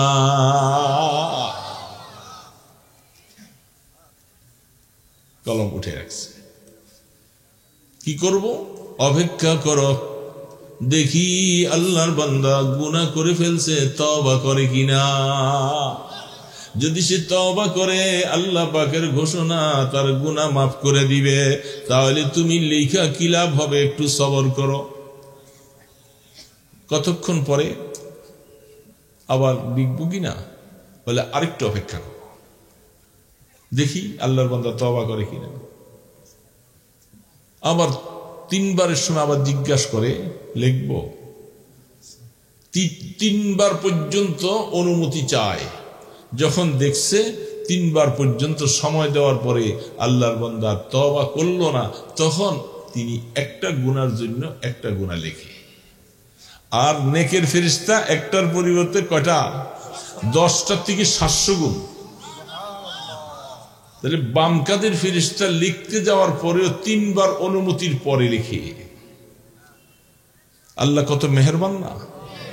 এই জন্য ফেরেশতাদের কলম শুরু হলো, লেখা শুরু হলো।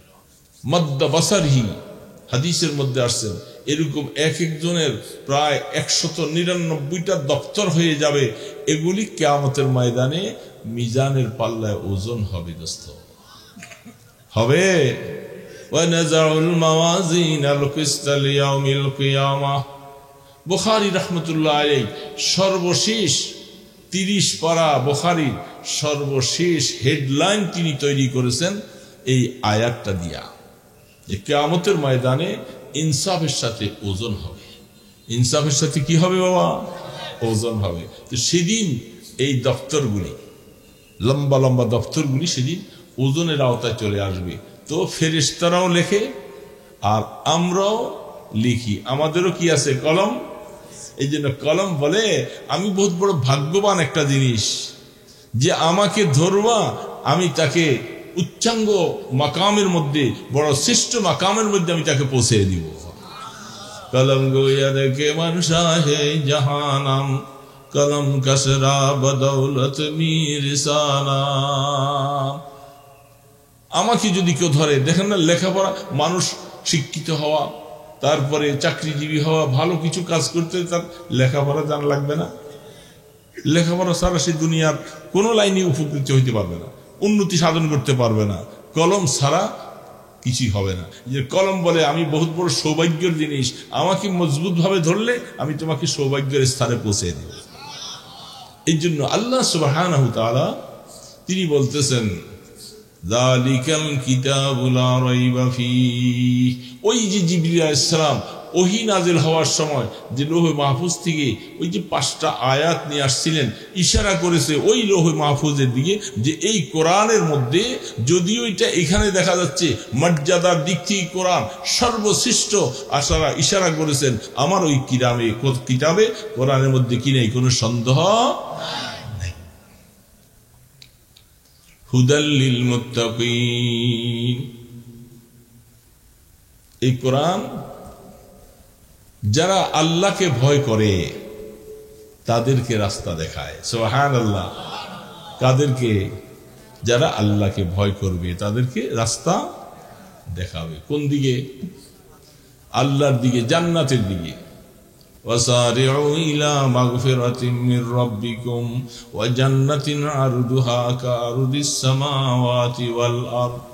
আল্লাহ পাক বলে, হে আমার গোলাম ও আমার বান্দা, তুমি ওই জান্নাতের দিকে দৌড়াও এবং ওই মাগফিরাতের দিকে দৌড়াও, যে জান্নাতটা কত বড়। কাআরদিস সামাওয়াতি ওয়াল আরদ। 7 আসমানকে একসাথে মিলাইলে, জমিনকে একসাথে মিলাইলে যত বড় হবে, আমার জান্নাতের থেকে অনেক গুণ বড়। বিশ্বাস হয়? কোরআন বলতেছি, আমি নিজে বলিনি, একটাও আমি নিজের কথা বলিনি, সবকিছু কোরআন থেকে বলতেছি। আল্লাহ বলতেছেন তুমি ওই জান্নাতের দিকে দৌড়াও। সেই জান্নাতের দিকে যখন দৌড়াবা, আল্লাহ তোমাকে মাফ করে দিবে। এবং জান্নাতের পরিধিটা কত বড়, কাআরদিস সামাওয়াতি ওয়াল আরদ। বহু বচন, সামাওয়াত বহু বচন বলছেন, তাহলে সামাওয়াত বহু বচন বললে আসমান কয়টা? 7টা। জমিন কেউ কোন আয়াতে 7টাও বলছেন, কোন আয়াতে 1টাও বলছেন, আমি একটাই ধরলাম। তাহলে 7 আসমান 1 জমিন। বড় কত আসমানটা? বলেন, এই বাংলাদেশের সমান? আজ পর্যন্ত কোন বিজ্ঞান শুনতেছি, ওই দিন আমি দেখছি নাসার পক্ষ থেকে বিজ্ঞানরা এরা সূর্যের কাছে যাইতেছে। 6 বছরে তারা সূর্য থেকে 1836 কোটি মাইল তারা পৌঁছছে, এখনো এর থেকে আরো 3 ডবল এখনো দূরে আছে। সেখানে কি যেন একটা যন্ত্র তারা পাঠাইছে, সেই যন্ত্র সেখানে সূর্যের তাপ, সূর্য নিয়ে গবেষণা করতেছে। তারা 6 বছর পর্যন্ত গবেষণা করতে করতে ওই পর্যন্ত গেছে। ভালো কথা, অসুবিধা নেই, যাও, এটা আল্লাহর কুদরত। এই সূর্য আর চাঁদ আসমানের উপরে না নিচে বলেন তো? এই এখন 2 মত এসে গেছে, একজন বলছে উপরে, আরেকজন বলে নিচে। বলেন আপনারা? ভালো কথাটা মনে হয়েছে, কারণ নতুবা তো আপনি বুঝবেন না। চাঁদে গেছে যে এই কথাটা বহু আগে আসছে না? নীল আর্মস্ট্রং চাঁদে গেছে, চাঁদে যে চাঁদ ফাটা দেখছে, ফাটা দেখে সে নবীজি যে হাতের ইশারায় চাঁদ 2 টুকরা করছিলেন, কোরআন শরীফে আছে না নাই? ঠিক কোরআনের কথা না বানানো কথা? আনশাক্কাতিল কামার, কোরআনে বলতেছে আমার রসুলের হাতের ইশারায় চাঁদটা 2 টুকরা হয়েছে। সেখানে যাইয়া চাঁদ 2 টুকরা দেখেছে, অবাক হয়ে গেছে। আরে জমিনের মধ্যে নবুয়তের দাবি করেছিলেন মুহাম্মদ রাসূলুল্লাহ, এবং তার উপরে যে কোরআন নাজিল হয়েছিল, কোরআনের মধ্যেই কথা তো বলছিল যে তার হাতের ইশারায় চাঁদকে 2 টুকরা করছে। এখন তো বাস্তবেই দেখলাম চাঁদে আসার পরে চাঁদের মধ্যে যে ফাটনটা লেগে আছে, চাঁদ 2 টুকরা দেখা যায়। বোঝা গেল যে আসলে কোরআন সত্য, নবী সত্য, আল্লাহ সত্য। আমি আর দূরে থাকবো কেন? আমিও সেই সত্যের পক্ষে চলে আসি, আমিও মুসলমান হয়ে যাই। তারা সেখানে গিয়ে পড়ছে। তো সূর্যের মধ্যে যদি যায় পৌঁছেন। এখন বলেন, চাঁদটা যদি আসমানে হয়, সূর্য যদি আসমানে হয়, আসমানের গেট আছে না নাই? হাদিস স্পষ্ট, বুখারী শরীফের প্রায় 1.5 পৃষ্ঠা হাদিস আসছেন। ইমাম বুখারী রাহমাতুল্লাহ লিখছেন যে আল্লাহ রাসূল যখন মেরাজে যখন গিয়েছিলেন, সাথে জিবরাইল, মিকাইল ফেরেশতা ছিল। বাইতুল মুকাদ্দাস পর্যন্ত মিকাইল ফেরেশতা, জিবরাইল ফেরেশতা, সেখানে একজন সরে গেলে জিবরাইলের সাথে। আসমানের দরজা যায় বলতেছেন, যখন দরজা খোলার জন্য জিবরাইল ইসলাম বলতেছেন, মান আনতা, আপনি কে? বলে আনা জিবরিল। আপনি জিবরিল? ওমা মাক, আপনার সাথে আর কে আছে? বলে আমার সাথে মুহাম্মদ রাসূলুল্লাহ। হাল ইউজান লি, হাল ইউজান লাহু, আপনি যে ওনাকে নিয়ে আসছেন, ওনাকে কি অনুমতি দেওয়া হয়েছে? দেখেন গেটে যাইয়া ফেরেশতা কত প্রশ্ন করে, আপনি কে, কেন আসছেন, কাকে নিয়ে আসছেন, ওনাকে কি আসার জন্য বলা হয়েছে? জিবরিল ইসলাম বলে হ্যাঁ, ওনাকে দাওয়াত দেওয়া হয়েছে।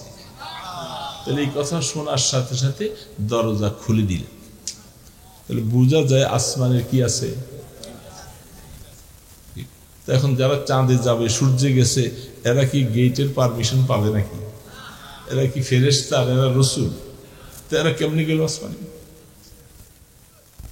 এখন বুঝার জন্য, এখন আপনি বুঝতে পারবেন। আসমান বলতে আমাদের দেশে একটা প্রবাদ বাক্য আছে, এই উপরে খালি জায়গা যেটা যেটা আমরা আসমান বলি, আসলে হাদিসের ভাষায় এটা আসমান না, এটা হলো খালা। খালা বলা হয় আসমানের নিচে প্রায় 500 বছর পর্যন্ত এই রাস্তাটা অতিক্রম করতে লাগে, এটাকে খালা বলা হয়। চাঁদ এবং সূর্য ওই আসমানের নিচে। সুবহানাল্লাহ। আশ-শামসু তাজরি লিমুস্তাকাররিন লাহা যালিকা তাকদীরুল আজিজিল হাকীম আলীম। আল্লাহ পাক কোরআনে বলছেন যে আমার এই চন্দ্র সূর্য, চাঁদটা সূর্যটা এটা প্রদক্ষিণ করে, ঘুরে। বিজ্ঞান বলছিল আগে যে পৃথিবী ঘুরে, হ্যাঁ বলে নাই? এখন কোরআন বলতেছে পৃথিবী ঘুরে না, চাঁদ সূর্য ঘুরে। তো কোনটা বিশ্বাস করবেন? আশ-শামসু তাজরি লিমুস্তাকাররিন লাহা। তো এই জন্য চন্দ্র এবং সূর্য কোথায়? আসমানের উপরে না নিচে? যেটা অরিজিনাল, যাকে আসমান বলা হয়, এটা আমাদের কেউ নজরেই আসে না। বিমানে উঠলে যেমন উপরে, যারা হাওয়ায় জাহাজ আমরা উপরে যারা উঠছেন দেখেন, আবরকে ছেদ করে বিমান উপরে উঠে যায়। তারপরে সমস্ত আপনার বরফ এবং আবরের সমস্ত বিশাল বিশাল পাহাড়গুলি দেখা যায়। যেটা আসমানে উঠছেন তারা তারা দেখছেন। যারা জমিনে আছেন এগুলো কিন্তু বোঝানো কষ্ট, যারা বিমানে উঠে উপরে উঠেন নাই এদেরকে আমরা দেখাইতেও পারবো না, শুধু বলতেই পারবো। সভাপতি সাহেব জিজ্ঞেস করবো, আমরা বিমানে করে যখন যাই উঠে, আমরা হজে যাই বিভিন্ন জায়গায়, আরে আমাদের দেশীয় ডোমেস্টিক বিমানে আমরা বিভিন্ন জায়গায় চলি, চিটাং যাই, কক্সবাজার যাই, রাজশাহী যাই, ওই আপনার রংপুর যাই, সৈয়দপুর যাই, বিভিন্ন জায়গায়। সেইখানে তো এই ডোমেস্টিক বিমানও মেঘের আগে উপরে উঠা যায়। সেইখানে যে দেখা যায় সব আবরগুলি এভাবে আছে। তাহলে বোঝা গেল এটা আসলে আসমান। এটা আসমান মানে প্রত্যেক উপরের জিনিসকে আমাদের আরবি ভাষায় একটা আসমান বলে। সামা মানে উপরে, আসমান সামাউন থেকে আসছে। সামান মানে উপরের জিনিসটাকে আসমান বলা হয়। হাকিকি আসমান হলো এখান থেকে 500 মাইল দূরে। 500 মাইল দূরে আল্লাহ সুবহানাহু ওয়া তাআলা এই আসমানটা 500 বছর, মোটাটা কত 500 বছর, মোটাটা কত, যেটাকে থিকনেস বলা হয়, এটা কত, আসমানের খালিটা 500, মোটাটা 500, আবার এক আসমান থেকে আর এক আসমান 500 বছরের রাস্তা। সুবহানাল্লাহি ওয়া বিহামদিহি। তাইলে 7 আসমান এইভাবে 500 করে হিসাব করেন, 5 7 35, আর প্রত্যেকটার মোটাই হলো 35, তাহলে কত হইল 70। এখন হিসাব করেন কত হাজার বছরের রাস্তায়। আল্লাহ এর উপরে হইল আল্লাহ পাক, তিনি বলছেন সেখানে সিদরাতুল মুনতাহা, ইনদা সিদরাতুল মুনতাহা ইনদাহা জান্নাতুল মাওয়া। কোরআন বলতেছে সব। বাবা আমরা কোরআন তো গবেষণা করি না। সেই 7 আসমানের উপরে একটা বড়ই গাছ আছে। সুবহানাল্লাহ। বড়ই গাছ মাটিতে হয়। 7 আসমানের উপরে কি আছে? আল্লাহ পাক সুন্দর সুন্দর বলি খাওয়াবে জান্নাতে গেলে। সুবহানাল্লাহ। সূরা ওয়াকিয়া খুলে দেখেন, সুন্দর সুন্দর কলা খাওয়াবে। আপনাদের নোয়াখালীর ভাষায় বলে কি? কেলা। কেলা বলে না? এটা আরবি একটা ভাষা আছে, কেলা, কেলতান। আমরা আরবিতে ছাত্রদের পড়ছি, পড়াইছি। 1 বছর 2 বছরকে এরকম স্ত্রীলিঙ্গ পুল্লিঙ্গ সেখানে কেলা কেলতা শব্দ আসে। আর এটা আপনাদের দেশীয় ভাষা কেলা। এটা একটারও কেলা বলে, 10টারও কেলা বলে। ঠিক না ঠিক বলে? তো আল্লাহ পাক বলে আমি জান্নাতে নিয়ে আমার বান্দাদেরকে এই কেলা খাওয়াবো। আপনি বলবেন যে হায় হায়, দুনিয়া তো খাই সেখানে। হ্যাঁ, আল্লাহ পাক কোরআনে আছেন, জান্নাতের নিয়ামত গুলার বিভিন্ন নমুনা আল্লাহ দুনিয়ার মধ্যে রাখছে।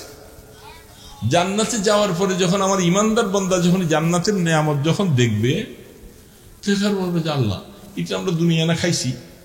আল্লাহ বলে হ্যাঁ তুমি খাইছো, এখন এখানে একটু খাও। খাইয়া দেখবে যে সুবহানাল্লাহ, সুবহানাল্লাহ, স্বাদ কত রকম। এখন মুখে দিছেন, একটু পরে এক একটা কেলার মধ্যে 70 রকমের স্বাদ। আহা, বিশ্বাস হয়? কোরআন না বিশ্বাস করলে কই কি বিশ্বাস? আল্লাহু আকবার। সুল্লাতুম মিনাল আউয়ালিন ওয়া সুল্লাতুম মিনাল আখিরিন। আল্লাহু আকবার। সেখানে বলে আল্লাহু আকবার, ফাসহাবুল মাইমানাতি মা আসহাবুল মাইমানাহ ওয়া আসহাবুল মাশআমাতি মা আসহাবুল মাশআমাহ ওয়াস সাবিকুনাস সাবিকুন উলাইকাল মুকাররাবুন। আল্লাহ পাক বলেন সেদিন 3টা গোত্র হবে জান্নাতের ময়দানে, হাসরে 3টা ভাগে বিভক্ত হবে। বাবা কয় ভাগে? সূরা ওয়াকিয়া খুলে দেখেন। একটা হলো ডানপন্থী, আরেকটা বামপন্থী, আরেকটা হলো অগ্রগামীর দল। বামপন্থী বুঝছেন তো? আমাদের দেশে এই যে যত বাম দল আছে এটা এটা না। বামপন্থী হলো যত কাফের, মুশরিক, বেঈমান, নাফরমান, ইহুদি, নাসারা যত আছে, আল্লাহকে যারা বিশ্বাস করে নাই, ঈমান যারা আনে নাই, এরা সব হলো বামপন্থী, মানে বাম দল। কোন দল এরা? আর আরেকটা হলো ডান দল। আল্লাহ পাক বলে আহা, ডানওয়ালারা কতই না ভাগ্যবান হবে সেদিন। কতই না ভাগ্যবান। এরা সবাই আল্লাহ পাকের আরশের ডান পাশে থাকবে। কোন পাশে? ফাআসহাবুল মাইমানাতি মা আসহাবুল মাইমানা। ডানওয়ালারা কতই ভাগ্য। এই জন্য জান্নাতে জানেওয়ালাদের টিকিটটাও কোন হাতে আসবে? থাকবেও আরশের ডান পাশে। কোরআন শরীফে আল্লাহ পাক বলছেন এরা ডানপন্থী জামাত।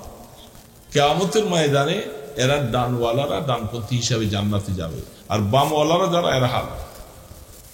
তো সেইখানে আল্লাহ সুবহানাহু ওয়া তাআলা বলেন আমি তোমাদেরকে বড়ি খাও। জান্নাতের বড়ি যে কত সুস্বাদু হবে, আল্লাহু আকবার। আল্লাহ সুবহানাহু ওয়া তাআলা কোরআনে বলছেন সবকিছু। ফি সিদরিম মাখদুদ ওয়া তালহিম মানদুদ ওয়া যিল্লিম মামদুদ ওয়া মাইম মাসকুব। সুবহানাল্লাহি ওয়া বিহামদিহি। এগুলো সব আল্লাহ কোরআনে বলছেন। নেয়ামতগুলি জান্নাতের তুমি কষ্ট করে উঠে পাইরে আনা লাগবে না। জান্নাতের মধ্যে ঘুরতেছো, বসে আসো, হেলান দিয়া চেয়ারে কুরসির মধ্যে আরামে বসে আসো, জমরজদ মণিমুক্তা খচিত সেই চেয়ার কত দামি। উরুবান আতরাওয়াল লিআসহাবিল ইয়ামিন। আল্লাহ পাক বলে তুমি মনে মনে বসে থাকবা, ইস এই গাছের ফলটা কত স্বাদ রে, এই একটু পাইরা নিয়ে আয়। বলে না, তুমি চিন্তা করবা সব ফলটা খানচা বলে তোমার সামনে হাজির। আল্লাহর কোরআন বলতেছে। এই জন্য তোমার সমস্ত নেয়ামতগুলি তোমাকে সেখানে সিদ্রিম মানদুদ অতলহিম মানদুদ। আল্লাহ পাক বলেন সুন্দর সুন্দর গাদি গাদি তোমাদেরকে কলা খাওয়াবে, বড়ই খাওয়াবে। কিন্তু পানি পড়ে, কুয়াশার পানি, সব কুয়াশা সব দিক দিয়ে একটু উঁচা করছে, এইভাবে করলে টিনের চালের মতো, তাহলে এটা তো শরীর ভিজে ফেলবে। উঠতে কষ্ট বাবা। তা ওই হুজুর কয়টা বাজে এখন?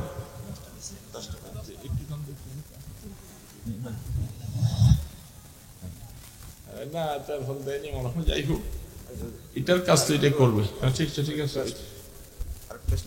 মোবাইল চলছে, করতেছে না ওইখানে।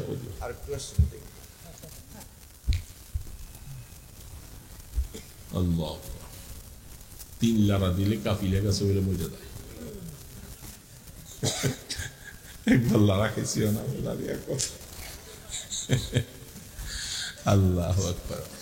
তো জান্নাতে গিয়ে আমরা বড়ি খাইতে চাইতো, সবাই চাই, কেলা খাইতে চাই। ফি সিদরিম মাখদুদ ওয়া তালহিম মানদুদ ওয়া যিল্লিম মামদুদ।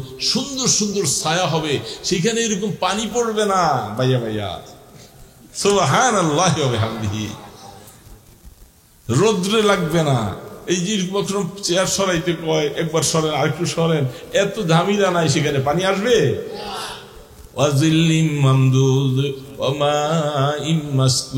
এত সুন্দর পানি তোমার এখানে ঝর্ণার মতো আসবে, তুমি খাইলে কলিজাটা তৃপ্তি হয়ে যাবে, এত সুস্বাদু। এই কথাটা মনে রাখো, শেষ কথাটা বলে যাচ্ছি। দুনিয়ার মধ্যে মহিলারা মিন্স হয়, শরীর নাপাক হয়ে যায় না, মাসে মাসে 2 বার শরীর নাপাক হয়। তারপরে চুলগুলির মধ্যে ভালো করে সবসময় না ধুইলে অনেক সময় গন্ধ বলে, কত ঝামেলা হয় কি হয় না। আল্লাহ পাক বলতেছেন উরুবান আতরাবাল লিআসহাবিল ইয়ামিন। আমার জান্নাতওয়ালাদের জন্য আমি এত সুন্দর তাদের জন্য বিবি রাখছি, যে বিবিগুলি তারা দেখলে অবাক হয়ে যাবে, এত সুন্দর বিবি তাদের জন্য তৈরি করে রাখছি। ওয়া হুরুন আইন কাআমসালিল লুলুইল মাকনুন। আল্লাহ পাক বিশ্বাস হয় বাবা, আল্লাহ আমাদের সকলকে যেন নসিব করে দেন। আল্লাহ কোরআনে বলছেন ওয়া যাওয়াজনাহুম বিহুরিন ঈন। বড় বড় চক্ষুওয়ালা হুর। বুখারী শরীফে এটার সম্বার ব্যাখ্যা লিখিছে অনেক লম্বা। হার ইয়াহুর হিরান, বুখারী আলী রাহমা। তো এইরকম হুর আল্লাহ পাকে রাখছে। আল্লাহ আমাদের যেন নসিব করেন, বললাম আমিন। হুর চাই না আমরা? এই জন্য জান্নাতের কাজ করা লাগবে। আমরা জান্নাতের কাজ করতে রাজি। নামাজ পইরা না পইরা, রোজা রাইখা না রাইখা, আসতেছে রোজার মাস, কি বলে আসতেছে কিনা? এই রমজান মাস আসলে আবার দেখেন পেটে যেন আমেশা দেখা না যায়, গ্যাস্ট্রিক যেন দেখা না যায়। হ্যাঁ, অনেক যুবকদের গ্যাস্ট্রিকই আক্রান্ত করে। আপনাদের এই বাজার, এটার মধ্যে তো চা দোকানে পর্দা দেয় না, কি বলেন? পর্দা দিয়ে এটার ভিতরে বিড়ি খাওয়ায়, পানি খাওয়ায়, হ্যাঁ, পেঁয়াজু খাওয়ায়, সব কিছু খাওয়ায়। কে খায়? মানুষেরা খায় না, কি বলেন? সব জিনেরা আইসা। আফসুস, মুসলমানের সন্তান তুমি না মুসলমান, তুমি কেমন মুসলমান হইলা? 11টা মাস আল্লাহ তোমাকে পেট ভরে খাওয়াইল, তারপরে ইফতারের পরেও তো পেট ভরি খাওয়ায়। এই সামান্য কয়েকটা ঘন্টার জন্য তুমি আল্লাহর জন্য একটু উপবাস থাকতে পারলা না। এই যুবক, তুমি আল্লাহর জন্য এটুক করতে পারলা না, তুমি কেমন মুসলমান হয়েছে? তুমি কিভাবে জান্নাতের সেই হুরু গেলমান পাইবা? কিরে বাবা, জান্নাতের কাজ করা লাগবে না? আমরা কি কাজ করতে রাজি? ওই রমজান দিন আসলে এই দোকানের মধ্যে এই পর্দাটা দিবে, যে দিবে এই সব হলো এই এলাকার যত হিন্দু আছে। এই যে দোকানে পর্দা, চা দোকানে বিভিন্ন দোকানে পর্দা দিয়ে যে ভিতরে খাওয়া খাই করে, এগুলি মুসলমান না, একদম সব হিন্দু, কি বলেন? উনি কি এই রমজান মাসে ব্যবসাটা দিনের বেলায় না করলে আল্লাহ ওনারে চালাবে না? আল্লাহ খাওয়াই রাখবে না? কি আশ্চর্য কথা! বহু মানুষ রমজান মাসে চিন্তা করে আমি ইফতারের পর থেকে ইফতারি বানাবো, আল্লাহ আমাকে এটার মধ্যে যা বরকত দেয় এতে আমার চলবে। রমজান মাসের আগের থেকে কিছু কিছু করে সঞ্চয় করে রাখে যে আমি রোজার মাসটা আমি দিনের বেলায় আর হোটেল চালাবো না, আমি আল্লাহর ইবাদত করব। এই নিয়ত করো, দেখবা আল্লাহ তোমার এই অল্প দিনে বরকত বেশি দিবে। তা আপনারা কি পারবেন না রোজার দিন এই পর্দাটা উঠাই দিতে? হ্যাঁ, পারবেন। এই এখন আল ইসাক ইসলামী পাঠাগার, এত সুন্দর পাঠাগার দিচ্ছেন আপনাদের চোখের সামনে, আপনাদের মার্কেটে এলাকায় তারা পর্দা দিয়া এখানে রোজার দিনে মানুষকে খাওয়াবে, আর আপনারা পাশে দিয়া রুমাল মুখে দিয়ে যাইবেন গা, ঠিক আছে বাবা, থাক থাক। পারবেন? বলবে হুজুর এটা কি বলে দিয়া গেল? এটাই কথা। মুসলমানদের সামনে রোজার দিন এইভাবে হোটেল খোলা রাখবে। এখানে তো এমন নাই, শহরে বন্দরে আমাদেরকে ওই ডিসিকে যখন বলতাম, এসপিডিসি কয়ে যে হুজুর দেখেন এই শহরে অনেক হিন্দু আছে, বিভিন্ন রকমের ব্যবসায়ী বিজাতিরাও তারাও আসে, এরা হোটেল সব বন্ধ করে দিলে এরা খাবে কই কই কি, এই জন্য সেখানে আমাদেরকে একটা সুতা দিয়া এই কথা বলে। তা আপনাকে এখানে তো গ্রামগঞ্জ, এখানে তো আর এরকম হিন্দুদেরকে খাওয়ার জন্য হোটেল তৈরি করে রাখার কোনো দরকার, এদের বাড়িতে খাইতে পারে। এই জন্য এই সমস্ত বাজারে দোকানদার ভাইয়েরা যারা আছেন, রমজানের জন্য তৈয়ার হও, এখন থেকে কিছু করে সঞ্চয় করে রাখো, রমজান মাসে শুধু ইফতারি বিক্রি করবো, দেখবা আল্লাহ তোমাকে এর মধ্যে বরকত দিয়ে দিবে। কি বলেন, দিতে পারে কি পারে না? যেটা আপনারা ফিকির থাকবেন। যুবকরা তোমরা চিন্তা থাকবো, প্রথমত বুঝাইবেন, না বুঝলে বুঝাইতে হবে, কি বলেন, ঠিক না?